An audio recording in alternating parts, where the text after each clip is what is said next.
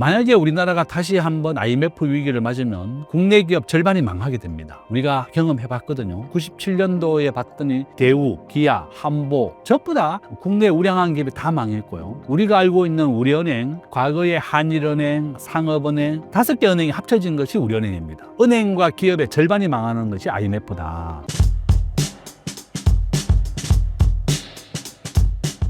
안녕하십니까. 저는 세종대학교 경영학과의 김대종 교수입니다. 현대정권의 이코노미스트도 하고 또 한국경제신문사에도 있었고 또 국회에서 한 10년간 일을 하다가 2010년도부터 세종대학교의 교수를 하고 있습니다. 한 15년 정도 교수 일을 하고 있고 2025년 경제전망책도 하나 냈습니다. 그래서 투자자 여러분들에게 도움이 됐으면 좋겠다 이렇게 말씀을 드립니다. 현재 한국 경제는 어떤 상황인가요? 지금 현재 우리 대한민국이 아주 큰 위기를 겪고 있습니다. 제가 이제 PPT를 보면서 한번 같이 설명을 하겠습니다. 이제 오늘 이 PPT는 제 목차인데요. 저의 간단한 소개, 요약, 또 우리나라의 경제 현황과 전망, 이런 내용이 있습니다. 환율이 지금 가장 큰 문제이기 때문에 한번 보시면, 요거는 이제 제가 2024년 11월에 냈는 책입니다. 미국이 이제 기준금리를 매년 1%씩 내립니다. 지금 미국은 5.5에서 4.5까지 내려왔고, 2025년 금년도에도 원래는 1% 내리게 되어 있습니다. 0.25를 4번 내리기로 됐는데, 미국은 지금 현재 2번만 내리겠다고 이미 한번 바꿨습니다. 아주 급격하게 기준금리를 내리지는 않겠고, 2025년에는 미국이 기준금리를 한 2번 내리면 4.0이 되는 겁니다. 지금 현재 우리나라 기준금리 3.0이죠. 이창용 한국은행 총재가 한국도 기준금리를 좀 더 계속 내리겠다 이렇게 했습니다. 한국이 굉장히 지금 심각한 불황에 직면해 있습니다. 우리 한국은행은 전체 수출의 33%가 중국이고 또 미국에 20% 수출하고 있습니다. 그러니까 트럼프가 2025년 1월 20일 날 취임을 하게 되는데 취임을 하게 되면 중국에는 60% 고관세를 때리고 또 한국에는 10% 관세를 때리겠다고 했습니다. 한국은 수출과 수입으로 먹고 사는 나라입니다. 한국은 무역 의존도가 75%로 세계에서 2번째로 높습니다. 이건 저의 이제 간단한 소개고 한번 요약 부분입니다. 이게 이렇게 한국은 10%, 캐나다와 미국은 나프타라고 해서 미국이 자유무역협정이 체결되어 있는데 원래 관세가 없습니다. 미국과 캐나다, 멕시코는. 근데 트럼프는 25%로 관세를 부여하겠다. 미국 우선주의입니다. 트럼프가 322표를 받았습니다. 전체 350표 정도 중에서 80%나 되는 압도적으로 트럼프가 당선됐습니다. 해리스가 당선될 것이다 이렇게 예측한 것도 많았는데 뚜껑을 열어보니까 압도적으로 트럼프가 이겼고 2024년도에 제가 미국을 갔다 왔더니요. 미국 국민들이 대출 금리가 8.5%였습니다. 우리나라보다도 2% 저는 높습니다. 우리가 기준금리에다가 한 3을 더하는 것이 대출금리인데 미국이 5.5까지 있었고 5.5에다 3을 더하면 미국 국민들이 8.5%로 대출을 받았습니다. 미국 국민들은 자기 월급의 절반이 집세로 나갑니다. 우리나라도 마찬가지지만 한국은 전체 급여의 한 10%, 20%가 이제 이자로 나가거나 월세로 나가는데 뉴욕에서 만난 우리 한국인 교포 친구 만났더니 자기 뉴욕의 월세가 월 300이더라고요. 미국은 당연히 전세가 없습니다. 그러니까 자기가 7만 달러 받으니까 한국 원화로 한 1억 정도 받는데 월급의 절반이 집세로 나가고 있더라. 방 한 칸입니다. 뉴욕의 원룸 하나가 300에서 350만 원 정도 됩니다. 대부분의 미국에서는 보통 우리나라보다 1인당 국민소득이 미국이 7만 달러거든요. 우리가 3만 5천 달러죠. 딱 2배 높습니다. 그러니까 물가가 2배 높은 게 당연한 거죠. 연봉도 2배 높아야 되는 겁니다. 그렇지만 집세 부분은 너무나 비싸다, 뉴욕이. 그런 게 이제 문제가 될 것이다, 이렇게 보고 있고. 지금 우리나라 2025년도 경제 성장률 하면 1.8%, 저는 1.5까지 떨어질 것이다. 아주 크게 심각한 상황이다. 저는 그렇게 보고 있습니다. 원래 미국이 이제 기준금리를 2025년도에 2번 정도 내리고 한국 경제 성장률 한번 보시면 2025년도에는 미국 세계 경제 성장률은 한 3.2%, 한국은 원래 2.3이 예정되어 있었는데 아주 탄핵 정국이 이어지고 있습니다. 아마 이제 헌법재판소 재판관이 2명이 4월 18일 날 은퇴를 합니다. 그러니까 3월경에는 탄핵에 대한 결과가 나올 겁니다. 만약에 탄핵을 인용한다, 윤석열을 파면한다고 하면 아주 더 심각해지죠. 2달 뒤에 대통령 선거를 하게 되는 것이고, 또 기각한다 이러면 윤석열 대통령이 복귀를 하게 되는 겁니다. 지금 현재 여론은 아주 팽팽합니다. 제가 양쪽 다 만나봤더니 한쪽 사람은 탄핵된다, 또 한쪽은 기각된다 이렇게 얘기하고 있습니다. 어쨌든 정치를 안정화하는 것이 우리 한국 경제에는 가장 중요합니다. 정치가 불안정하다 보니 모든 것이 엉망이 됐습니다. 우리가 정치, 경제, 사회, 문화 이렇게 있는데 정치 안정이 가장 중요하다. 또 대통령 탄핵 사태로 인해서 국방부 장관을 포함해서 뭐 육군 참모총장 다 뭐 구속이라든지 재판을 받게 됐죠. 그래서 군사 쪽에 이제 지휘 체계도 굉장히 좀 혼란스러운 상황이다. 합참의장이 이제 지금 그 역할을 하고 있습니다. 결론은 미국의 입장에서 보면 한국에 대해서 방위비도 좀 올려달라 그러고 이렇게 좀 압박을 하려고 했는데 국민들의 저항이 너무나 세기 때문에 또 이것은 우리에게 또 좋은 돈도 된다. 한국에 함부로 방위비 올려달라고 했다가 미국이 엄청나게 트럼프가 한국 사람은 정말 대단하구나 이렇게 많이 놀랐다고 그러더라고요. 그래서 결론은 지금 현재 정치적 안정을 이루는 것이 가장 중요하다. 저는 그렇게 보고 있습니다. 요거는 이제 우리가 개인이나 기업에 대한 생존 전략에 대한 건데요. 우리나라의 1% 부자가 순자산 기준으로 30억입니다. 그러니까 평균은 한 55억 정도 돼야지 한국 1% 부자에 들어갑니다. 지금 강남의 집 한 채가 한 50억 정도 합니다. 근데 대출 절반 정도 받기 때문에 대출을 빼버리면 순자산 기준으로 30억이 한국의 1% 부자고 평균 한 55억 정도 된다. 또한 우리 국민 1% 부자의 70%가 다 부동산입니다. 부동산이 한국의 밑바탕에 되어 있고, 우리가 부자가 되려면 월급을 모으거나 부동산을 하거나 주식과 창업, 굉장히 내가 많이 써놨습니다. 우리가 비트코인 같은 경우 시가총액이 현재 한 1,500조 정도 됩니다. 그러니까 이런 아이디어, 4차 산업혁명에 대한 신산업의 아이디어를 내서 가상화폐를 만드는 것도 부자가 되는 지름길이다 이렇게도 볼 수 있고요. 지금 현재 미국의 시가총액 1위는 애플입니다. 2위가 엔비디아인데요. PPT 만들 때 해도 5천조였다가 불과 한 달 만에 시가총액이 1,000조가 증가해서 아마 2025년도 금년도에 애플은 시가총액이 6천조를 넘을 겁니다. 삼성전자가 시가총액이 500조입니다.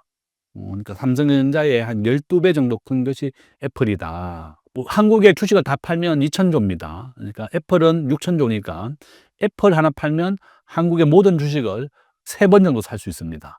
그 정도로 미국이 거대하고 글로벌 주식 비중에서 미국이 60%고 한국은 1.5%밖에 안 됩니다. 그래서 저는 주식하는 사람들에게 미국 주식을 꼭 함께 해야 된다. 60대 1.5이기 때문에 미국 주식의 95%, 한국의 5%를 투자해야만 적절한 글로벌 주식 비중하고 맞다. 종목은 딱 한 개만 사라. 미국의 시가총액 1등은 애플, 한국의 시가총액 1등은 삼성전자입니다. 그 삼성전자가 지금 5만 원대이지만 다시 또 반등을 할 수가 있는 겁니다. 그러니까 결론은 앞으로 직장인들이 부자가 되려면 딱 한 가지 방법밖에 없다. 주식 투자. 앞으로 월급의 25%를 미국의 1등 애플 95% 투자하고 나머지 5%는 삼성전자를 사라. 그것이 제일 좋고요. 왜 그런가 하면 한국은 시가총액이 2,000조고 상장 기업이 2,600개인데요. 매년 20개 기업이 부도가 납니다. 코스닥 기업 중심으로 부도가 나고 있고 또 매년 100개의 기업이 상장을 합니다. 그러니까 국내 주식만 해서는 절대 부자가 될 수가 없고 2024년도에 미국은 30% 올랐고 우리나라 주식은 마이너스 20%입니다. 제가 1994년도에 대학을 졸업하고 현대정권의 이코노미스트로 들어갔습니다. 3년을 근무했는데요. 그 당시에 종합주가 지수가 1000이었습니다. 오늘 현재 2400이거든요. 30년 동안 겨우 2배 올랐다. 2.4배. 정말 충격적입니다. 삼성전자는 같은 기간에 100배 올랐고, 서울의 엄마 아파트가 10배 올랐고, 애플은 한 2000배 정도 올랐습니다. 미국의 나스닥은 한 20배, 30배 정도 올랐습니다. 결론은 미국 국민들은 70%가 주식에 투자합니다. 그래서 꾸준하게 미국 주식은 계속 상승할 수밖에 없고, 미국에서 우버나 에어비앤비나 4차 산업혁명이 계속 성장을 하고 탄생이 되고 있습니다. 트럼프는 미국을 전 세계에서 가장 부자 나라로 만들겠다. 마가입니다. 마가. 메이크 아메리카 1등을 다시 만들겠다. 마가라고 부릅니다. 메이크 아메리카 1등이다. 그게 마가입니다. 그레이트다. 그죠? 그래서 미국은 법인세를 21%에서 15%로 낮추고, 그 다음에 4차 산업혁명에 대한 규제 70%를 없애겠다고 했습니다. 2024년 기준으로 대한민국의 외국인들이 투자로 들어왔던 것보다 우리 기업이 외국에 나간 게 2배 많습니다. 외국인 들어온 것보다 한국 기업이 나가는 게 2배나 더 많다 보니까 대학생 취업률 45%입니다. 절반도 취업을 못한다. 저는 우리 대한민국이 이제 선진국이 되고 부자가 되려면 세계 평균 정도로는 법인세를 21% 낮춰야 되겠고, 한국은 우버나 에어비앤비 다 금지가 되어 있습니다. 이것은 미국 수준으로 규제를 완화해야 된다. 호주는 우버라고 하는 것은 자기 집에 있는 자가용을 가지고 택시 영업을 하는 걸 말하는 겁니다. 공유 경제입니다. 이와 같이 호주는 우버를 허용하고 우버가 벌어들인 돈의 10%가 택시 산업에 기부가 됩니다. 신산업과 구산업이 함께 발전하기 때문에 계속 성장하는데, 한국은 전 세계에서 거의 유일하게 우버를 금지시켰고, 에어비앤비도 금지시켰고, 타다도 금지했습니다. 저는 우리가 구한말 1870년대에 서구 과학 문명을 받아들이지 않고 나라가 망했습니다. 일본의 36년 지배를 받았습니다. 똑같은 상황이 재발될까 우려가 된다. 외국인들이 한국에 오면 정말 깜짝 놀랍니다. 전 세계에서 스마트폰을 가장 잘 만드는 한국에서 우버가 금지되어 있다. 정말 놀랍니다. 저는 우리 대한민국이 선진국으로 도약하려면 미국 수준으로 법인세를 낮춰야 됩니다. 트럼프가 만약에 15%로 낮춘다 그러면 한국 기업은 더 많이 미국으로 공장을 옮길 겁니다. 지금 한국의 경쟁국인 보면 한국은 법인세가 26%고요. 그 다음에 미국이 21%고 세계 평균이 21%입니다. 세계 평균보다 더 높고, 싱가포르 아시아에서 지금 가장 부자 나라가 됐죠. 한 9만 달러 정도 됩니다. 17%입니다. 법인세가. 그 다음에 아일랜드는 12%입니다. 아일랜드는 현재 법인세를 50에서 12%로 낮추고, 유럽에 있는 본사를 다 아일랜드로 유치했습니다. 1700개를 유치했습니다. 애플을 포함해서 빅테크가 다 아일랜드에 본사가 있고, 1인당 국민소득 12만 달러고, 영국의 지배를 받았었지만 과거에 지금 영국보다 더 잘 살고 있습니다. 유럽이 1등이 됐다. 한국도 이 박리담에다 세금을 낮춰줘서 기업을 유치해야 됩니다. 싱가포르로 한국 사람들이 많이 옮기고 있습니다. 싱가포르는 상속세가 0원입니다. 상속세가 하나도 없고, 주식과 관련된 세금이 정권거래세만 있고 아무것도 없습니다. 소득세도 없고 배당세도 없고 상속세도 없습니다. 당연히 싱가포르에 가서 주식을 상장하거나 가상화폐를 상장하거나, 모든 아시아에 있는 금융본부 80%가 싱가포르에 있습니다. 한국이 동북아 금융허브 만들겠다, 국민연금 전주로 갔고, 정권거래소와 예탁은 부산으로 갔고, 주요한 금융기관을 전국에 다 흩어버렸습니다. 사학연금은 나주에 있습니다. 공무원연금은 제주도에 있습니다. 한국이 어떻게 금융허브를 만들고 아시아 금융허브를 만들겠느냐. 외국인들이 한국에 투자를 상담하러 오면 전국을 돌아야 됩니다. 그러니까 오히려 떠나고 있습니다. 그래서 한국의 금융허브를 만들겠다고 하는 그 상황이 더 유출되게 만들었다. 저는 우리 대한민국 경제가 좋아지려면 최소한 세계 평균 정도로는 세금을 낮추고 우버도 전격적으로 허용을 해줘야 된다. 2025년도 한국의 경제 성장률 1.7% 정도 예상됩니다. 우리가 자연스럽게 놔둬도 성장하는 것을 잠재 경제 성장률이라고 부르는데 미국이 금년도에 2.3% 예상됩니다. 미국보다도 더 못한 경제 성장률을 보였게 됐다. 저는 그렇게 보고 있고요. 밑에 보면 제가 이제 우리 자녀들도 부자가 되라고 가르치자 이렇게 써놨습니다. 유태인들은 자녀들을 부자가 되라고 가르칩니다. 저는 우리 대한민국에서 살았지만 우리 어머니나 부모님은 한 번도 나를 부자가 되라고 말한 적은 없었습니다. 유태인들은 창업을 가장 많이 하는 민족이고 인구가 2천만 명이거든요. 지금 중동의 본토에 1천만 명, 미국과 유럽에 한 1천만 명 정도 남아 있습니다. 그래서 지금 현재 유태인들은 출산율이 가장 크게 국가에 기여한다. 이래서 출산율이 한 3명이 넘습니다. 세계 출산율 1등입니다. 우리 유태인을 배워야 됩니다. 거기에다가 페이스북과 구글을 만든 게 유태인입니다. 유태인들은 15세가 되면 성년식을 열어줍니다. 그래서 친척 어른들이 한 3천만 원 정도 돈을 모아줍니다. 그러면 이 3천만 원을 전부 다 미국의 우량한 주식을 삽니다. 애플이나 구글이나. 그래서 이런 주식이 대학을 졸업하던 23살쯤 되면 한 10배 정도로 불어나 있습니다. 그래서 페이스북과 구글 같은 이런 세계적인 기업을 만들 수가 있는 겁니다. 그래서 저는 우리 자녀들에게도 똑같이 좀 해주자. 우리 자녀들에게 미국의 1등 주식은 애플입니다. 난 애플을 사라는 게 아니라 미국의 1등 주식을 사시면 부도도 나지 않고 매년 30% 정도 성장을 합니다. 그러니까 그것이 제일 좋다. 그러면 자연스럽게 한 10년 뒤가 되면 한 10배 정도 불어날 것이다. 저는 그렇게 보고 있고요. 저는 그래서 미국의 95%, 한국의 5% 분산을 투자하고 그 위에 보면 내가 청약 통장을 만들어주라는 얘기가 있습니다. 지금 현재 강남에 당첨되면 32평 기준으로 20억 정도에 분양합니다. 이번에 원밸리 19억에 분양했는데 매매가가 65억입니다. 강남에 아파트 당첨되면 한 40억 정도 차익이 남습니다. 그러니까 한국에서 가장 빨리 부자가 되는 방법은 청약 통장에 가입하는 거고 올해부터 15세로 기준이 낮아졌습니다. 그러니까 15세에 청약 통장을 가입하면 우리가 만점을 받으려면 청약 통장을 15년을 넣어야 됩니다. 그러니까 30살이 되면 자녀가 만점을 받을 수가 있습니다. 그러니까 여러분들이 부자가 되고 자녀를 부자로 만들어주는 가장 좋은 방법은 청약 통장을 10만 원씩 넣어주는 거다. 여유가 되면 25만 원 넣어주면 좋습니다. 이번 달부터 25만 원 올랐습니다. 매월. 저는 그것이 가장 중요하고 그 다음에 이게 이제 제가 한국 경제에 대한 소화 분석을 한 겁니다. 한국의 강점, 약점, 기회, 위험을 표시한 건데요. 강점을 한번 보시면 한국은 대학 진학률이 세계 1위입니다. 세계에서 가장 대학 진학률이 높고 80%.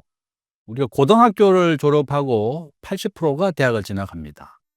그런데 한국은 장점이 통신, 스마트폰 보급률 다 세계 1위고 제조업 수출액 기준으로 한국은 세계 5위입니다. 그런데 금융은 35위입니다. 아주 충격적입니다. 제가 요 뒤에 가서 말씀드리겠고 또 신속한 의사결정 이건 한국의 최고의 장점이고 약점을 한번 보시면 고임금, 고물가, 고환율이다. 이게 3고라고 부르는데요. 우리나라 아마 환율 2025년도에 1,600원은 저는 찍을 것이다. 이렇게 봅니다. 뭐 일부 사람은 1,700원, 1,800원도 간다. 이렇게 얘기하는데 요점은 한국의 환율은 82% 확률로 우상향이다. 앞으로 환율은 계속 오른다. 이렇게 보시면 되겠습니다. 밑에 제가 말씀드렸습니다. 한국은 법인세 26, 소득세 45, 상속세 60%입니다. 절반 이상을 상속세로 내다 보니까 락앤락 같은 우량한 기업들 상속세를 60% 내게 되니까 그냥 사모펀드가 다 사갔습니다. 기업이 영속적으로 기업을 할 수가 없습니다. 절반 이상을 세금을 내게 되면 어떤 기업이 중소기업이 그걸 영위하겠느냐. 그러니까 상속세를 세계 평균 이하로 낮춰줘야 되고 세계 평균은 지금 15%입니다. 저는 그 다음에 밑에 보면 해외 직접 투자 유출이 유입의 2배에서 5배라고 그랬습니다. 2022년도에 4배 정도 많았고 작년에는 2배 정도 많았습니다. 한국의 삼성, 현대자동차, LG 전부 다 공장을 미국, 베트남, 인도로 옮기고 있습니다. 그래서 대학생 우리 자녀들 절반도 못하는 45%밖에 취업을 못하는 것이 우리 한국의 약점이고 현재의 상황이다. 오른쪽에 보면 기회도 있습니다. 우리가 스마트폰 보급률이 세계 1등입니다. 우리는 모바일, 또 구독경제. 구독경제라고 하는 것은 우리가 매월 현금을 결제하는 걸 말합니다. 우리나라의 인구가 5천만 명인데 쿠팡에 매달 8,000원씩 내는 사람이 1,400만 명입니다. 직장인들이 3천만 명인데 절반 정도가 쿠팡에서 자동 결제를 합니다. 쿠팡에서 물건을 사게 되면 다 그 다음날 아침에 다 배달이 되고 무료 배송입니다. 이렇게 쿠팡이나 같은 모든 기업들이 구독 경제를 합니다. LG전자가 구독 경제를 해서 매 분기에 1조씩 흑자를 냅니다. 이제 가전제품도 구독합니다. 그래서 여러분들이 하고 계시는 사업을 매달 매출이 발생하게 만들어야 됩니다. 내가 식당을 한다. 그러면 식당 가격에 한 30% 할인을 해서 점심 쿠폰을 20장씩 만들어 파십시오. 그죠? 무조건 매달 안정적으로 현금이 들어오고 매출이 고정되는 것이 구독 경제다. 그러니까 앞으로 온라인에 물건을 팔아야 됩니다. 우리나라 전체 소매 금액 올해는 한 650조 원 정도 되는데요. 51%가 온라인에서 팔립니다. 지금 현재 롯데가 굉장히 어렵습니다. 유통과 석유화하기 어려운데 온라인에서 전환을 빨리 못했기 때문에 어려워진 겁니다. 지금 현재 쿠팡이 온라인에 1등이 됐는데요. 결론은 저 역시도 이마트는 가족들이 놀러만 가지 물건을 안 삽니다. 물건을 비교하면 쿠팡이 더 싸기 때문에 이마트에 가서는 맛있는 거 먹고 과일 좀 사옵니다. 결론은 온라인으로 전환을 해야 된다. 이렇게 말씀만 드립니다.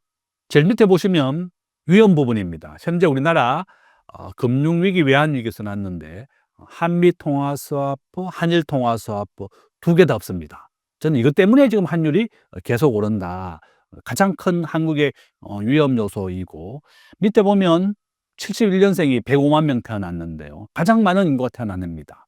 올해 2025년도에 우리나라 인구 25만 명 태어납니다. 딱 80%가 줄었다. 이런 게 우리나라의 위험 요소고, 아까 이제 우리나라 경제에 대해서 물어봤는데 이걸 좀 더 얘기하면서 제가 말씀드리면 우리나라의 세계 경제 GDP 규모로 세계 13위입니다.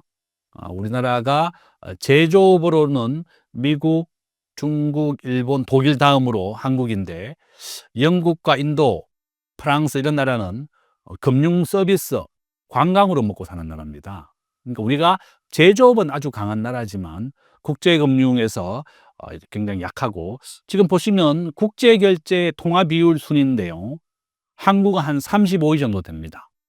우리가 GDP는 세계 10위라고 자랑하지만 국제결제에서 원화의 결제 비율은 0.1%다. 아무도 한국 원화는 받아주지 않습니다. 헝가리보다 못하다. 그죠? 멕시코, 헝가리보다 우리 원화가 대우를 받지 못한다. 저는 그렇게 보고 있습니다. 이게 이제 우리나라의 GDP로 봤을 때 세계 경제에 한국이 차지하는 비중은 한 1.9%라는 뜻이고, 오른쪽에 보시면 국가별 시가총액 비중입니다. 미국이 60%고 한국은 1.6%밖에 안 됩니다.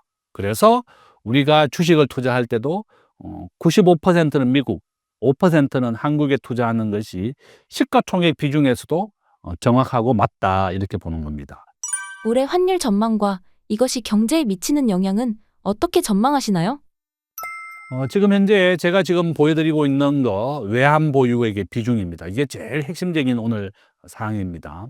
한국의 환율이 왜 이렇게 오르느냐? 한국 경제가 왜 이렇게 어렵냐? 이제 이것이 바로 여기에서 설명이 되는 겁니다. 1997년도에 IMF 때 제가 증권회사에 있었거든요. 그 당시에 종합주가 지수가 70% 폭락했습니다. 1000포인트에서 300포인트가 됐었고, 삼성전자가 3만 원이었습니다.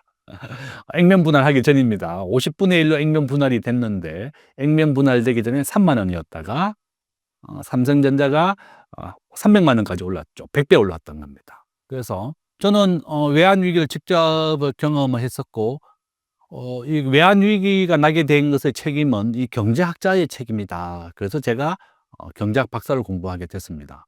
제가 우리 환율에 대한 연구를 지난 20년 동안 해 보니까 한국의 외환 위기가 다시 올 수 있는 우려가 되는 이유 바로 이런 이유다. 이제 요 기준은 한국은행이 11월 달에 발표를 했는데요. 이거 외환 보유고를 집계하는데 한 2달 정도 걸립니다. 그러니까 이 지금 보여드리는 것이 한국은행 홈페이지에서 다운받은 겁니다. 그러니까 이제 요 기준을 11월 달이라고 하면 되겠습니다. 그죠? 10월이 아니라 11월 달이라고 보면 되겠고, 가장 최신 자료다. 우리나라의 현재 외환 보유고는 4,157억 달러입니다. 공식적으로 돼 있고, 한국 GDP를 비교해 보면 한국의 외환 보유고는 현재 23%밖에 안 됩니다. IMF를 겪지 않은 대만, 유일하게 대만, 홍콩, 싱가포르는 겪지 않았는데요. 우리나라하고 대만은 거의 흡사합니다. 반도체를 먹고 사는 나라고, 또 중국과 이렇게 분단이 됐었고, 대만은 GDP의 74%를 현재 외환 보유고로 가지고 있습니다. 한국의 GDP 보십시오. 우리가 1조 한 8천억 달러고 GDP가, 대만은 7천억 달러거든요. 그 GDP는 한국의 절반도 안 되는 대만이 외환보유고는 한국보다 한 1.5배 많습니다. 이렇게 외환보유고를 충분히 비축해 놨고, 본인들은 그 어떤 나라도 믿지 않습니다. 우리가 IMF 위기를 경험했었죠. 그 당시에 일본과 미국이 가장 먼저 한국을 배신했습니다. 일본이 한국의 단기 채권을 팔기 시작하면서 외환 위기가 시작이 됐고, 미국을 포함한 전 세계가 한국의 국채를 매도했습니다. 그래서 우리나라가 외환 위기가 났었고, 외환 위기라고 하는 것은 한국은행에서 석유를 우리나라는 사옵니다. 한국은 반도체, 석유화, 자동차, 배터리가 수출 품목 5개인데요. 이걸 다 팔아는 거 가지고 석유 사오는 겁니다. 한국은 석유를 100% 수입합니다. 그러니까 석유를 사와서 가공을 해서 다시 역수출을 하죠. 그러니까 항공유, 휘발유 이런 거 호주, 중국에 많이 수출하는데요. 석유화학 부분에서 중국은 자체적으로 엄청나게 석유화학에 막대한 투자를 했습니다.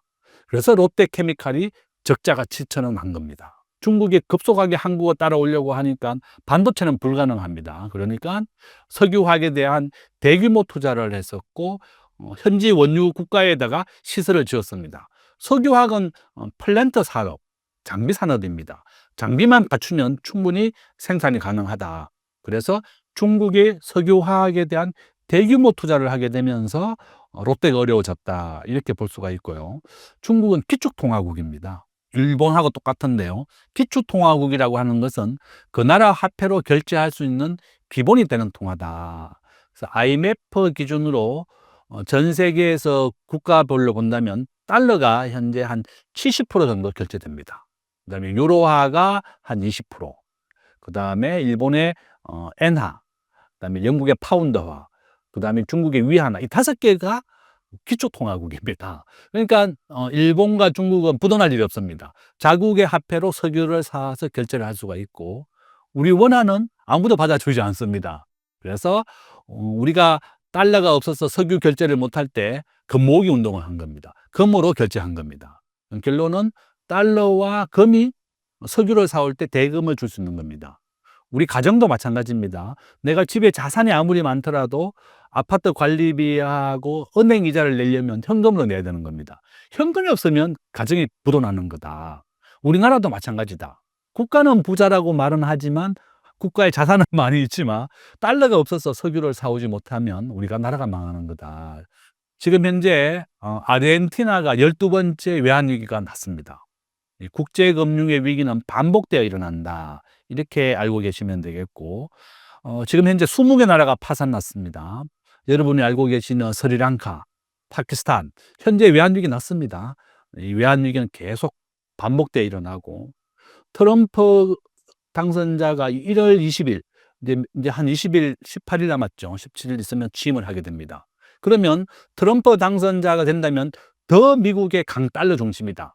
미국 경제가 더 좋아진다는 겁니다. 미국이 더 많은 관세를 받아서 부자 나라가 되겠다는 거면 앞으로 달러 강세는 계속 될 거다. 저는 그렇게 보고 있고요. 밑에 보시면 인도, 브라질 외환 보유가 우리보다 더 낮죠. 그죠? 비중으로 보면 낮습니다. 그래서 굉장히 지금 흔들리고 있다. 이렇게 보면 되겠고, 러시아 한번 보시면 지금 현재 32%입니다. 러시아는 전쟁을 하기 전에 외환보유고를 많이 쌓아놨습니다. 어차피 국제결제에서 달러가 없으면 부도가 납니다. 우리가 97년도에 IMF 위기를 겪었고 러시아가 그 다음에 부도가 났습니다. 98년, 99년에 났거든요. 러시아도 이렇게 달러를 비축하고 난 다음에 전쟁을 했다, 이렇게 볼 수가 있고, 아마 우크라이나 전쟁은 2025년 한 6월경에 이제 지금 종식된다, 이렇게 보고 있습니다. 지금 보고 계신 게 적정 외환 보유고에 대한 이론입니다. 제가 많이 찾아봤더니 이런 4가지 종류가 있습니다. IMF의 과거 기준이 있고 IMF에 대한 신기준이 있는데, IMF가 새로이 제안한 기준에 보면 한국의 외환 보유고는 6,800억 달러를 쌓아야 됩니다. 현재 4천억 달러거든요. 그러니까 IMF의 새로운 기준에도 우리나라는 많이 모자란다. 여기 7천억이 한 3천억 정도 부족하다고 보면 되겠고, 디도티와 그린스팬이 제안한 것은 4,500억 달러인데요. 여기에 보다도 더 작죠, 지금 현재. 그 다음에 가장 신뢰를 할 수 있는 게 BIS 기준입니다. 국제결제은행에 대한 기준인데 9,200억 달러입니다. 현재 한국의 외환보유고가 4천억 달러니까 현재보다도 약 한 2.5배 정도 더 모아야 된다. 저는 이렇게 외환보유고를 충분히 쌓아야만 우리가 환율에 대한 걱정을 피할 수 있습니다. 보시면 한국은행의 외화자산 구성 보시면 더 충격적입니다. 당장 환율을 방어할 현금은 현재 4.6%밖에 안 됩니다. 3%라고 되어 있는데 어제 조사해 보니까 1% 올랐더라고요. 지금 한 4.6% 정도 된다. 한국은행이 당장 환율을 방어하려고 해도 현금이 없습니다. 전부 다 미국의 정부채입니다. 이 정부채라고 하는 것은 미국의 정부의 채권을 사놓은 게 36%, 미국의 정부 기관채. 여기 정부 기관채라고 하는 것은 한국의 NH공사하고 비슷합니다. 프레디맥이라고 하는 이런 정부 기관채이고, 회사채, 자산유동화 이런 거 되어 있습니다. 저는 이 정부 기관채에 투자하는 것도 불만이 많습니다. 미국이 2008년 금융위기 때 프레디맥이라고 하는 미국의 NH공사하고 비슷하다고 보면 되는데, NH공사도 부채 비율이 내가 알기로는 500% 가까이 넘습니다. 부실 덩어리입니다. 미국의 연방정부가 이 프레디맥이라고 하는 이 기계를 파산을 시키려고 했었습니다. 워낙 부실이 많기 때문에 그렇고, 모기지, 미국은 집을 사면 30년, 40년 돈을 빌려줍니다. 워낙 부실이 많았기 때문에 미국 정부가 파산시켜야 되냐 말하고 고민을 했었는데, 지금 현재 한국만 유일하게 미국의 정부 기관채를 가지고 있습니다. 그러니까 저는 빨리 우리나라 외환보유고를 정부채로 바꿔라. 제가 한국은행에 물어봤습니다. 내가 국회에서 10년간 일을 했기 때문에 기획재정부 한국은행 담당자하고 통화했더니 0.1% 이자를 더 주기 때문에 정부 기관차를 투자했다는 거예요. 그래서 참 어이가 없다. 우리가 투자의 3대 원칙은 수익성, 안전성, 황금성인데요. 이 외환보유고라고 하는 이 막대한 자금이고 소중한 자금은 안전성이 제일 중요한 겁니다. 그래서 일부 조금 더 이자를 준다고 해서 정부 기관채를 투자하는 것이 아니라 워낙 소중한 돈이기 때문에 빨리 정부 기관채를 정부 채권으로 바꿔야 되겠고, 또 국회의원들도 많이 잘못합니다. 외환보유고를 많이 쌓으면 우리가 외평채를 발행하기 위해서 이자가 나갑니다. 그렇지만 만약에 우리나라가 다시 한번 IMF 위기를 맞으면 국내 기업 절반이 망하게 됩니다. 우리가 경험해 봤거든요. 97년도에 봤더니 우리나라 대우, 기아, 한보 뭐 전부 다 국내 우량한 기업이 다 망했고요. 우리가 알고 있는 우리은행, 과거에 한일은행, 상업은행 5개 은행이 합쳐진 것이 우리은행입니다. 은행과 기업의 절반이 망하는 것이 IMF다. 저는 아르헨티나가 12번째 나라가 파산했고 이렇게 환율이 중요한데 한국은행이 외환보유고를 쌓지 않고 있습니다. 저는 이번 기회에 정말 외환보유고를 2배 이상 비축해야 된다. 그 다음에 이 외화자산의 구성도 예치금을 더 충분하게 쌓아야 된다는 걸 말씀드리고, 또 한 개의 그래프를 하나 보여드리면 이겁니다. 원달러 환율은 82% 확률로 우상향입니다. 왜냐하면 한국은 무역 의존도가 75%입니다. 수출과 수입으로 먹고 살기 때문에 달러의 비중은 계속 올라갈 수밖에 없고, 전 세계에서 결제되는 달러의 비중은 계속 우상향하게 되는 겁니다. 그래서 1970년도에 1달러가 200원이었는데 현재 1,500원까지 왔습니다. 2025년도에 1,600원, 1,700원, 1,800원까지 계속 올라간다. 그래서 우리 개인들이 환율을 달러로 사는 것이 아니라 미국의 애플 주식을 사시면 됩니다. 환율을 방어하는 제일 좋은 방법은 미국의 1등 주식을 사는 것이다. 2등 주식 하면 안 되냐? 이렇게 물어봅니다. 엔비디아, 3위가 아마존, 4위가 구글입니다. 1등 주식이 더 안전하다. 그죠? 저는 그렇게 말씀을 드리고, 결론은 미국의 우량한 주식을 사라. 그것이 환율 방어의 최고고, 그것은 이제 애플이다. 저는 그렇게 보고 있습니다. 결론은 환율은 계속 오른다. 이것은 이제 명약 가능하다. 제가 앞에서 한국의 환율이 계속 오르는 이유에 대해 말씀드렸습니다. 첫 번째, 외환보 요구가 부족하다. 그죠? 두 번째, 한미 통화 수합, 한일 통화 수합 두 개 다 없습니다. 2008년도에 환율 1,600원, 그다음에 1997년도 2,000원 직접 경험했습니다. 2008년도에는 이명박 정부 시절이었는데 환율이 1,600원까지 치솟았고 미국의 리먼 브러더스라고 하는 투자은행이 파산을 했습니다. 그래서 미국이 전 세계 많은 각국의 통화 수합을 다 맺어줬습니다. 그래서 우리도 받았었고 환율은 안정됐습니다. 그래서 결론은 지금은 외환보 요구라고 하는 방어막도 없고 한미 통화 수합, 한일 통화 수합 두 개의 방어막이 두 개 다 없습니다. 이 모두 다 없다 보니까 환율이 급등을 하고 있다. 우리가 에너지를 100% 수입을 하는데 이 석유를 4월 결제를 못하면 국가가 부도나는 것이다. 지금 한국은행은 우리 기업과 개인이 미국에 많은 자산이 있기 때문에 안전하다, 뭐 걱정 안 해도 된다고 얘기하지만 그것은 별개의 문제다. 국가가 스스로 외환보유고를 충분히 쌓아서 환율을 안정시켜야 되는 책임이 있는데 그거에 대해서는 좀 부족하다. 저는 정말 제발 좀 했으면 좋겠다. 저는 97년도 IMF를 경험한 이후에 계속 지속적으로 매년 외환보유고가 부족하고 적정한 외환보유고에 대한 논문을 많이 썼습니다. 한국의 적정한 보유고는 얼마고 각국의 상황은 어떤가. 그래서 저는 이번 기회에 우리가 한국은 흑자가 매년 100조씩 흑자가 났습니다. 그러면 환율을 외환보유고를 좀 충분히 대만 수준으로만 좀 쌓자. 대만은 국가 GDP 75%입니다. 저는 그 정도로 좀 충분히 쌓아야만 되는 것이다. 정말 우리는 IMF를 경험했음에도 불구하고 대비하지 못했습니다. 그래서 환율이 2025년도 1,500원, 1,600원까지 또 상승하는데 저는 시급하게 정치가 안정된다면 한미 통화 수합, 한일 통화 수합을 맺어야 되겠다. 그죠? 그것이 가장 중요하고 우리가 미우나 고우나 일단 우리가 미국과 좋은 관계를 유지해야 됩니다. 주한미군이 한국에 3만 명 정도 있고 미국이 본국의 안전을 위해서 주한미군이 주둔하고 있지만 우리 안보에 대해서는 아주 큰 영향을 줍니다. 뭐 북한이 핵무기 한 100개 정도 있습니다.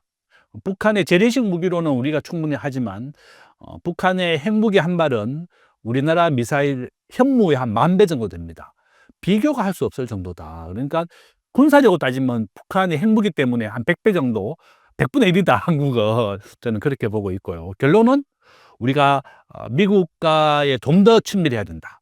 무역 의존도 33%의 중국을 미국은 20%인데 이걸 바꿔야 됩니다. 전 세계 경제에서 중국이 차지하는 비중이 15%입니다. 그러니까 우리가 중국에 대한 의존도를 15% 낮추고 미국을 30% 올려야 됩니다. 중국에 투자했던 롯데 신세계 완전히 망했습니다. 완전히 다 팔고 나갔고 현대자동차 5개 공장을 지었는데 90%가 문 닫았습니다. 이와 같이 중국에 대해서 절대 믿으면 안 된다. 중국은 땅을 개인에게 주지 않습니다. 기업에게 주지 않습니다. 중국 공산당이 가지고 있습니다. 이 사회주의 국가이기 때문에 사유재산을 인정하지 않는 것이 중국의 문제다. 결론은 우리가 중국에 대한 의존도를 이제 미국 중심으로 해야 되겠고 우리가 어쨌든 미우나 고우나 미국과는 우리가 좋은 관계를 유지해야 된다. 저는 일본도 마찬가지입니다. 우리는 또 뭐 일본과 우리가 가깝게 지내고 일본과 한다 그러면 무슨 나쁜 친일주의다 이렇게 얘기하는데 저는 그것보다도 우리가 1인당 국민소득이 원래 35,000달러 일본은 34,000달러입니다. 우리가 일본보다 더 잘 삽니다. 1인당 국민소득, 1인당 GDP는 우리가 일본을 이겼습니다. 우리가 1876년도 개화기 때 일본과 뒤졌습니다. 전 세계가 과학기술을 받아들일 때 한국은 쇄국 정치를 해서 외국인들을 받아들이지 않아서 나라가 망했습니다. 지금은 우리가 이겼습니다. 우리가 전 세계에서 스마트폰 보급률 1등, 통신 인프라 세계 1등, 전자정부 세계 1등입니다. 우리가 우버나 에어비앤비 이 4차 산업혁명을 적극적으로 인정을 하고 수용을 해야만 우리가 발전할 수가 있습니다. 일본에 대해서는 우리가 좀 아직은 약하다. 국제금융에서는 일본은 기축통화국이고 외환보유고도 1조 2천억 달러 정도 가지고 있습니다. 우리보다 3배 이상 외환보유고를 가지고 있습니다. 그래서 2008년도에는 우리가 한일통화사업부도 600억 달러 정도 있었습니다. 그래서 빨리 우리가 2024년도 100억 달러만 일본이 해줬습니다. 600억 달러 안 해주고 한 번 100억 달러만 해줬다.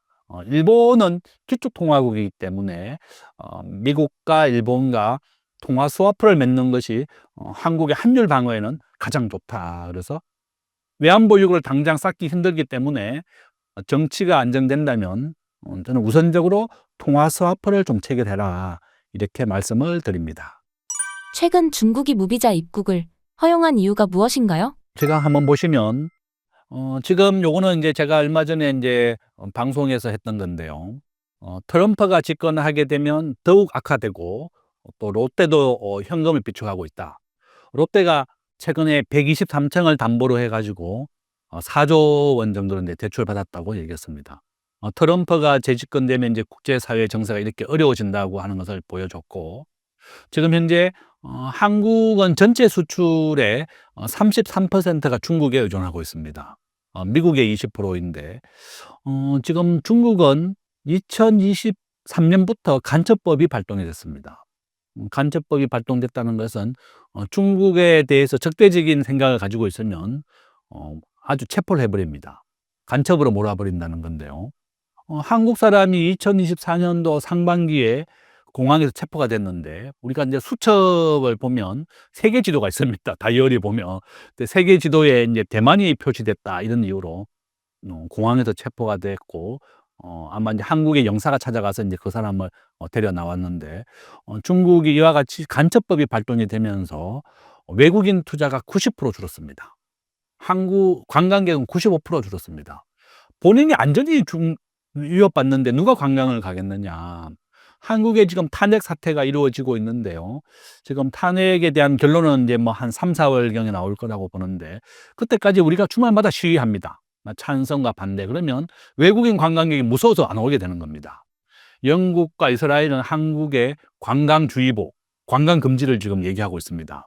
그 정도로 정치적 안정을 이루는 것이 중요하고, 왜 이렇게 환율이 오르면 에너지를 100% 수입하니까 석유 가격도 오르고, 내수 경제가 침체되고, 외국인들도 한국에 관광을 오지 않으니까 호텔, 여관, 뭐 숙박업, 식당, 내수 다 망하게 되는 겁니다. 결론은 빨리 정치적 안정을 이루어야 됩니다. 거기에다가 중국을 보십시오. 간첩법 발동 때문에 관광객이 95% 줄었습니다. 중국은 2025년도에 경제 성장률 저는 4.1로 예상하고 있습니다. 외국인들이 누가 그러면 중국에 투자하겠느냐. 알리바바 마인 회장이 중국에서 체포가 돼서 행방불명이 됐다가 나타났습니다. 이와 같이 중국 공산당이나 중국 정부에 대해서 반대 의사를 표하게 되면 쥐도새도 모르게 체포가 되는 겁니다. 그 정도로 안전하지 못하다. 이런 것 때문에 줄었고, 저는 우리나라가 삼성전자가 35조 원을 시안에 투자해 놨습니다. 갔다 왔습니다. 중국 시안에 갔다 왔고, 하이닉스도 35조 원. 한국에 70조를 중국에 투자해 놨는데 지금 위험한 겁니다. 트럼프는 중국에 대해서 최신형 반도체를 주지 마라. 그 다음에 중간 정도 수준에 되는 반도체도 주지 말고 15나노미터 아주 저가 반도체만 줘라. 이렇게 얘기하고 있습니다. 저는 정말 우리가 중국에 대한 의존도 33%를 15%까지 낮춰야만 된다. 대신에 우리가 미국 중심으로, 자유시장 중심으로 더 많이 무역 의존도를 높여야 된다. 지금 중국은 희귀금속이라든지 미국에 대해서 보복 관세를 또 부과하겠다고 얘기하고 있습니다. 그러면 중국과 미국이 다툼을 벌이면 중간에 끼인 우리 한국이 가장 큰 피해를 보는 겁니다. 이 두 고래 싸움에 새우 등 터지는 꼴이다. 뭐 우리가 이제 새우가 아니라 뭐 한 중간 정도 된다고 하지만 아직은 한국 경제는 전 세계 경제에 봐서는 한 1.5%밖에 안 되는 겁니다. 우리가 좀 더 체격을 키워야 되고 우리 국제금융이 워낙 전 세계에서 아무도 받아주지 않습니다. 그래서 우리가 힘을 키우기까지는 미국과 일본과도 더 가깝게 지내야 되겠고 일본은 자유시장 체제이고 한국 사람이 1년에 일본에 1,000만 명 정도 방문합니다. 일본을 가장 미워하면서도 가장 많이 방문하는 것이 바로 일본이고 일본도 마찬가지입니다. 우리나라의 한국과 일본의 교육에 방문이 한 2,000만 명 정도 됩니다. 이 정도로 이제 가장 많이 방문하고 오는 나라다. 저는 우리가 등소평 1980년도에 일본을 방문했을 때 일본인 기자가 물었습니다. 난징 사태 때 일본이 중국인 30만 명 정도 다 죽였습니다. 아기까지도. 그렇지만 등소평은 얘기했습니다. 과거의 일은 미래에게 맡기겠다. 이렇게 얘기하고 일본의 차관으로 돈을 빌려서 중국을 오늘날 이렇게 세계 2위 국가로 만들었습니다. 저는 지금 상황에 우리가 일본과는 아직은 협조를 해야 된다. 한일 통화서를 맺어야 되는 겁니다. 우리가 2008년도에 한 700억 달러까지 있었습니다. 지금 아무것도 없고 딱 100억 달러만 있습니다. 이렇게 원화가 급등하고 있으니까 우리가 일본과는 아직은 우리가 좀 더 협조를 받아야 되고 또 가장 많이 교류를 하는 국가이기 때문에 그렇다. 저는 친일이 아니다. 저는 대학을 졸업하던 94년도에 가장 먼저 방문한 게 일본이었는데 배 타고 갔습니다. 일본에 코로나 때 배 타면 왕복 10,000원까지 내려갔었거든요. 지금은 배 타면 왕복 한 10만 원 정도 됩니다. 결론은 저는 큐슈에 갔더니 조선인 무덤이 있더라고요. 긴 무덤. 임진왜란 1592년도에 조선인이 길을 잘라서 무덤을 만들어 놨는데 진짜 아파트 한 2층 높이 정도 되더라고요. 그 많은 조선인의 귀를 잘라서 귀무덤을 만들어 놨습니다. 귀무덤, 코무덤을 만드는 게 일본이다. 정말 저는 일본은 정말 미워하지만 또 우리가 일본 교역을 학대할 수밖에 없다. 결론은 아직은 우리가 한일 통화 수합 협조를 받아야 된다. 우리가 좀 더 힘을 키우고 난 다음에 잘 사는 것이 복후다 이런 말이 있습니다. 우리가 지금은 1인당 국민소득이 일본보다 잘 삽니다. 한국은 무역 의존도 75%, 일본은 무역 의존도 28%입니다. 일본은 1억 2천만 명의 인구를 가지고 있고 내수 중심 국가이고 미국은 내수 의존도는 80%입니다. 미국은 무역 의존도 20%밖에 안 됩니다. 그 정도로 한국은 세계 최고의 무역 의존도를 가지고 있고 교역으로 먹고 사는 나라입니다. 그래서 미국과 일본이 내수 중심으로 할 때 한국은 더 많이 개방하고 교역을 확대해야만 된다. 우리가 중국에 대한 의존도를 많이 낮춰야 됩니다. 저는 중국은 앞으로 시진핑의 개혁이 이루어지지 않는다면 간첩법이 유지되고 계속 이렇게 사유재산을 인정하지 않는다면 중국에는 더 이상 한국 기업을 포함해서 외국 기업이 가지 않습니다. 무역 의존도 1위는 독일인데요. 80%입니다. 독일이 지금 마이너스 경제로 돌아섰습니다. 중국에 너무나 의존하다가 중국이 이렇게 교역이 침체되니까 독일 경제가 마이너스로 돌아섰고 아주 어려워졌다. 이렇게 말씀을 드립니다. 트럼프 2기 출범에 따른 세계 경제의 변화는 어떻게 전망하시나요? 제가 이제 한번 보여드리면 트럼프 집권 시에 이제 트럼프는 국내 경제 지금 현재 비상이죠. 트럼프가 집권하게 되면서 비상이 됐는데 저는 이렇게 한번 보십시오. 법인세입니다. 트럼프는 법인세를 21에서 15%로 낮추고 전 세계 모든 기업들을 미국에 불러들이겠다. 미국을 가장 잘 살게 만들겠다. 미국 국민들 은행 금리 8.5%라고 얘기했습니다. 미국 국민들도 너무 어렵기 때문에 이번에 민주당을 버리고 공화당을 선택했습니다. 공화당은 보수주의죠. 그러니까 민주당의 정책, 뭐 친환경 정책 이런 것보다는 일단 내가 먼저 좀 잘 살아야 되겠다. 이래서 트럼프를 압도적으로 지지했습니다.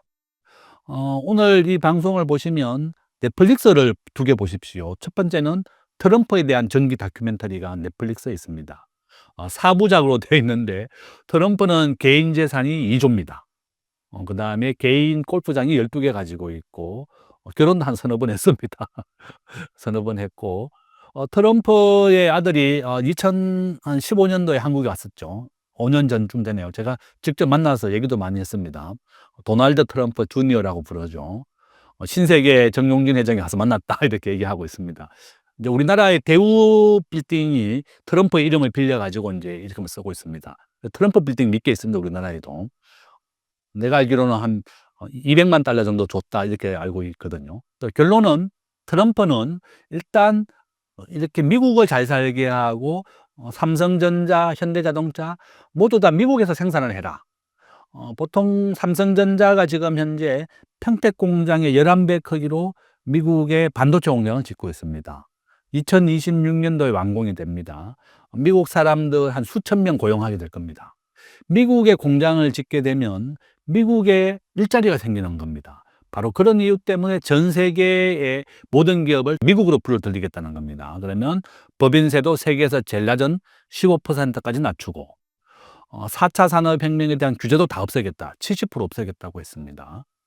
일론 머스크를 규제를 없애는 정부 효율부 위원장에 임명하겠다. 이렇게 됐습니다. 그러면 미국은 진짜 더 많은 전 세계 기업이 미국으로 오게 되고 미국이 잘 살게 되는 겁니다. 미국은 현재 1인당 국민소득 한 7만 달러 정도 되고, 그러면 미국 경제가 부양한다. 밑에 한번 PPT 한번 보시면 정부에 대한 지출을 감소하겠다는 것이고, 또 대규모 세금을 줄이겠다. 제가 앞에서 말씀드린 것처럼 법인세도 15%로 낮추겠다. 이렇게 얘기하고 있는 겁니다. 또 통상에 있어서도 미국이 일단 우선적으로 잘 살겠다.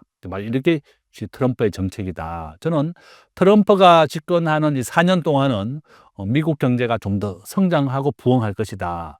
저는 그렇게 봅니다. 우리나라 수출 전망은 어떤가요? 한국의 대미 수출 품목을 한번 제가 말씀드리면, 지금 미국에 수출되는 품목을 한번 보시면 자동차 부품, 석유 제품, 반도체, 건전지입니다. 배터리 분야라고 볼 수가 있겠고, 우리가 중국에 수출하는 거 한번 보시면 반도체, 합성수지, 무선통신, 정밀화학입니다. 석유화학. 이와 같이 우리나라 현대자동차가 미국에 가장 많이 수출합니다. 중국엔 반도체입니다. 그런데 현대자동차가 이번에 사장을 둘 다 외국인으로 바꿨습니다. 스페인 사람을 미국 현대자동차 사장으로 임명했고, 대외 사장은 성김이라고 미국의 대북 특사를 임명했습니다. 이와 같이 현대자동차는 이렇게 공화당과 네트워크가 있는 사람, 또 외국인들과 교류가 가능한 사람 위주로 대표이사를 바꿨다.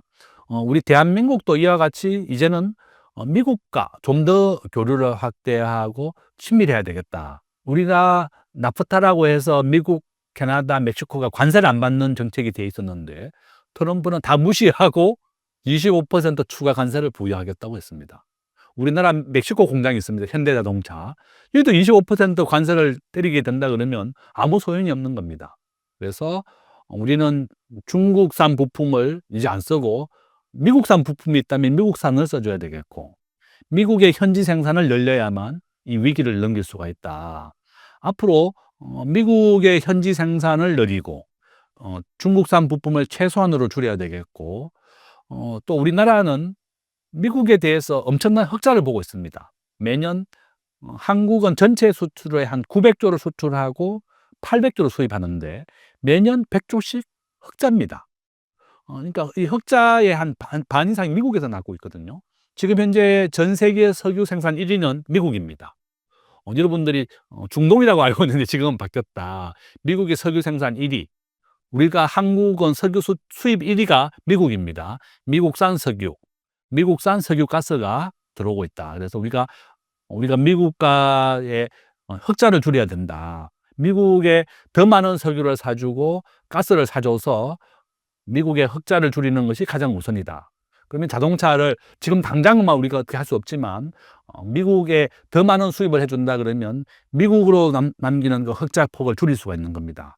그래서 이 통상의 지렛대를 미국산 석유와 가스를 더 사주는 것으로 협상하는 것이 아주 필요하다. 이렇게 말씀드립니다. 현재 우리나라 기업들의 상황은 어떤가요? 저는 이제 한번 보시면 앞에서 제가 이제 말씀드렸죠. 정말 정부와 국회가 해야 되는 일은 우리가 기억하기 좋은 환경, 규제 완화를 해줘야 됩니다.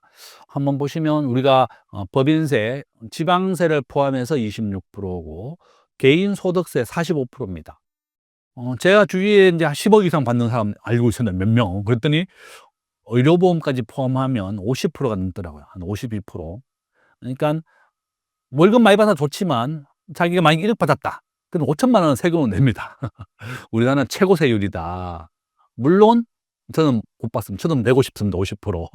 이 방송 보시는 분들 아마 50%낼 의사가 있습니다. 그렇지만 현재는 우리가 이제 최고 세율은 45%지만 의료보험이나 다 포함하면 50%가 넘습니다. 절반을 세금으로 내고 있고 상속세가 60%입니다. 엄청나게 많이 내고 있습니다. 세계 평균 법인세는 21%고 상속세는 15%입니다. 이러니까 우리 기업들이 다 떠나고 있다. 제가 이제 제조업은 우리가 세계 5위의 강도국이라 그랬습니다. 그래서 중국에 대한 의존도를 내가 이제 15%로 낮추자 이렇게 얘기했죠. 제가 이제 아까 이제 중국에 대한 그 지도가 바로 요겁니다. 이 그림을 보고 계시면 중국의 33%, 미국은 20%까지 올라왔고 일본은 6%다. 그래서 이제 우리 기업들도 미국의 고관세를 피하려면 이제 미국의 현지 생산을 늘리고 중국산 부품을 이제 줄이는 것이 이제 살아남는 방법이고, 요거는 이제 글로벌 주식의 비중입니다. 이 그래프를 잘 보셨다가 우리가 미국은 글로벌 시가총액이 60%까지 증가했고 나머지는 다 떨어졌습니다. 일본은 전체 세계 주식의 5%, 중국은 4%, 영국은 3%, 한국은 1.6%입니다. 그래서 우리가 미국과 한국을 적절하게 투자해야 되겠고 95%대 5%, 그것이 좋은 비율이다. 우리 국민연금도 주식에 대한 비중, 전체 국민연금 한 1,000조 원 정도 있고 이 가운데 한 30%가 주식에 투자하는 걸로 알고 있고요. 이 가운데 70%가 미국에 투자합니다. 해외 주식입니다. 그다음에 30%가 이제 국내 주식이다. 그러니까 국민연금도 해외 비중이 더 높다. 개인도 당연히 해외 비중을 더 높여야 된다. 이렇게 말씀을 드리고요. 이거는 제가 이제 앞으로 부자가 되고 하는 방법이 무엇이냐?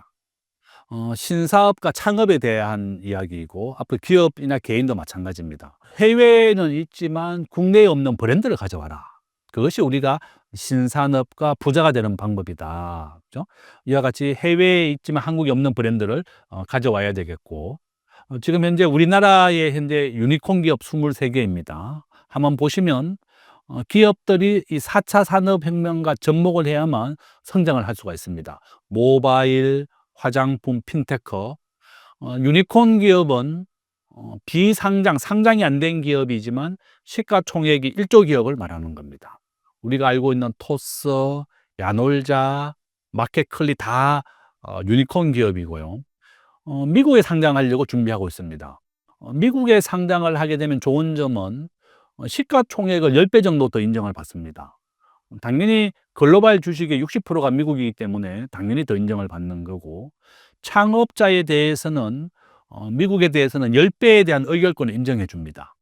그러니까 손정희 회장이 쿠팡에 투자를 3조 정도 해서 지분은 많지만 의결권은 김범석 쿠팡 창업자가 가지고 있는 겁니다. 이와 같이 많은 기업들이 이제 미국에 상장을 하고 있고, 지금 보고 있는 것은 미국에서 성공했지만 아직 한국에 도입되지 않은 겁니다.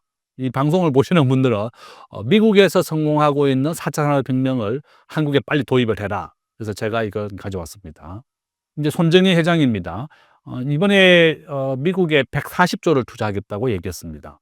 앞으로 우리나라 기업이 살아남으려면 손정희 회장과 같은 투자를 해야 됩니다. 한번 보시면 AI, 가장 중요한 게 지금 AI입니다. AI를 도입한 기업은 살아남지만 AI가 없는 기업은 도태되고 망할 겁니다. 대학도 마찬가지입니다.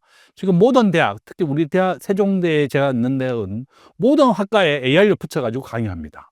인공지능을 같이 강의하고 있고, 뭐 자율주행, 이런 IoT 이런 거다. 이건 이제 업종별 유니콘 기업인데요.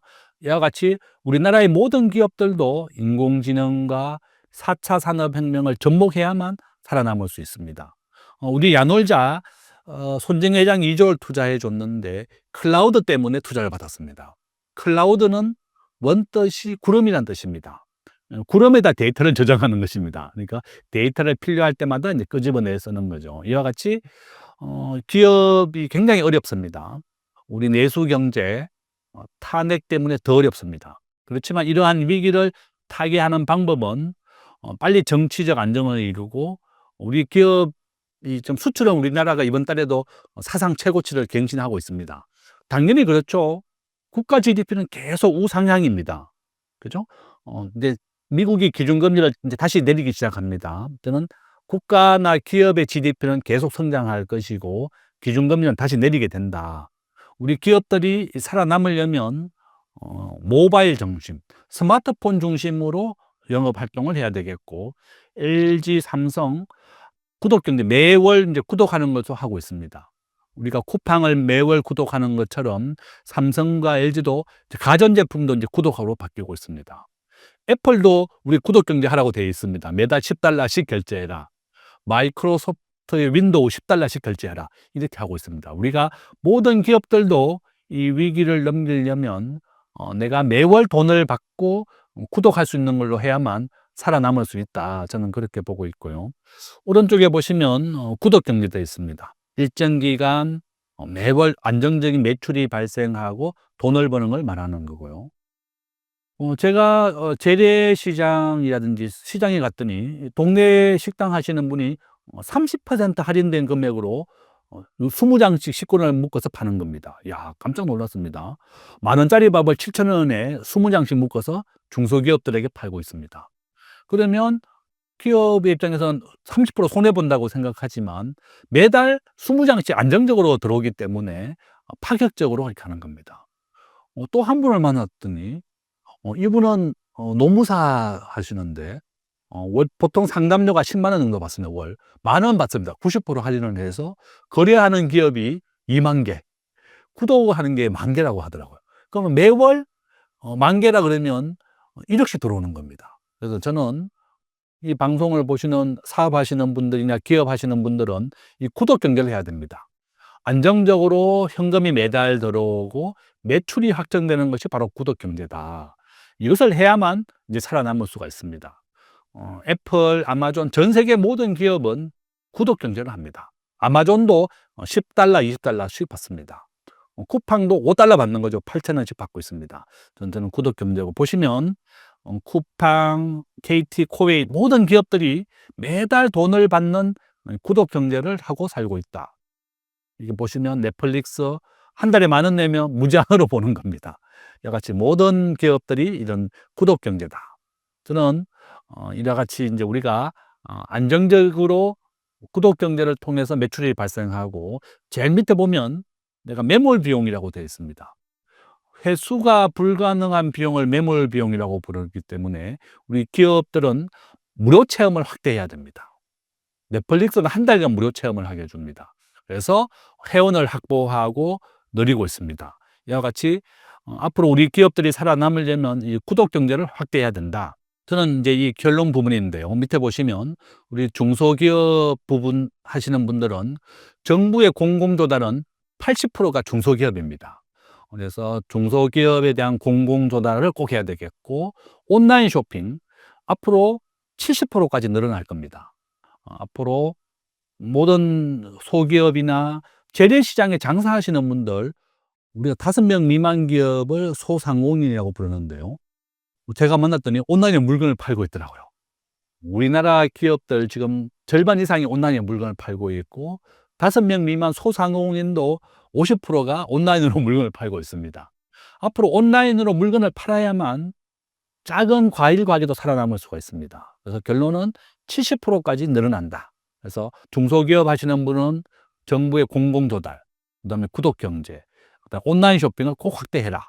그다음에 밑에 보시면 내가 생산 요소 모바일이라고 했습니다. 스마트폰을 활용해야 되는 겁니다. 나의 매출이라든지 우리 대학생들 지금 스마트폰으로 수업을 볼 수 있습니다.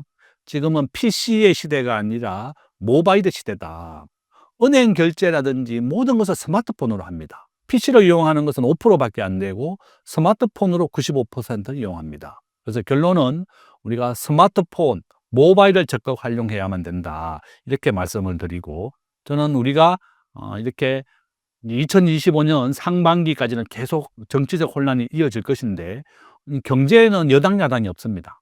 빨리 한국 경제를 위해서는 여야 또 국회, 정부가 빨리 합의를 해서 정치적 안정을 이루어야 되겠고, 기업들은 우리가 굉장히 어렵지만 제가 앞에서 말씀드린 것 같이 구독 경제라든지 온라인의 비중을 더 확대한다든지 모바일에 대한 비중, 또 4차 산업혁명에 관련된 그런 걸 확대해야만 우리가 살아남을 수가 있다.